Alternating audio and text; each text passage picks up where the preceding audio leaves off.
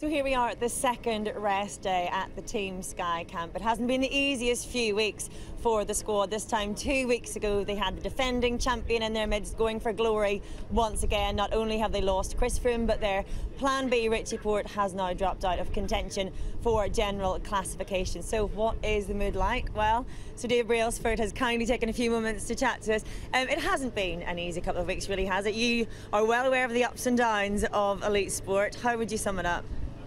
Well, I think the ups and downs of elite sports is how I'd sum it up, really. You know, we came here to try and win this race.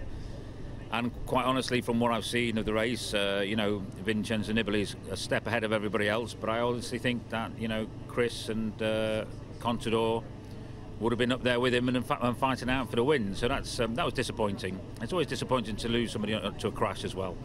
However, you know, sport's all about, you know, winning and losing. You can't win all the time, and so I think when things don't go your way, that's your test of your character, and that's where you really learn what people are all about. And for us as a team, you know, it hasn't quite gone our way this time round. But the acid test for us now is how do we respond to that? What can we learn from this? How do we continue for the last week? And you know, whether you're winning or losing, you can still show character. You can still be professional, still be disciplined, and you can still fight. And that's what we'll be doing. You talk about tests of character, and the main characters that we'll have been looking at are the riders. But for you personally, how challenging has this been?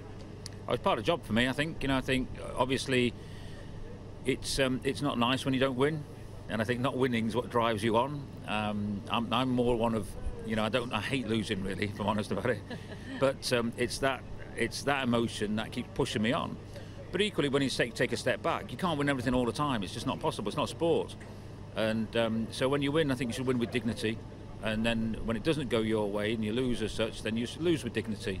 But it doesn't stop it hurting, and it doesn't stop you really getting motivated and feeling that actually, you know, we're not going to go down without a fight.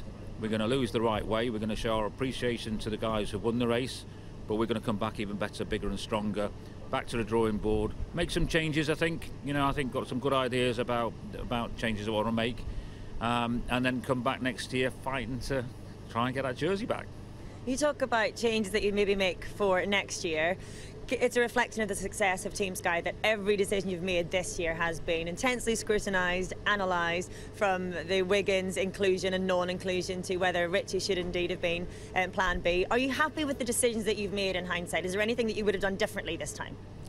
Well, I think any human being, if they had the joy of hindsight, might look back and think about things differently. I think we'd all do that, but you don't have the benefit of hindsight when you make decisions, and you try and make decisions on the availability of the information that you got at the time. And that's the same for us. So, you know, at the time, would I have made the same decisions? And the answer to that is yes, you know. But I think you can learn, and I think you've got to be humble enough to, you know, really take a step back and think carefully about the decisions that you make and what could have been, you know, what differences could have been made in terms of different information or coming at it from a different angle.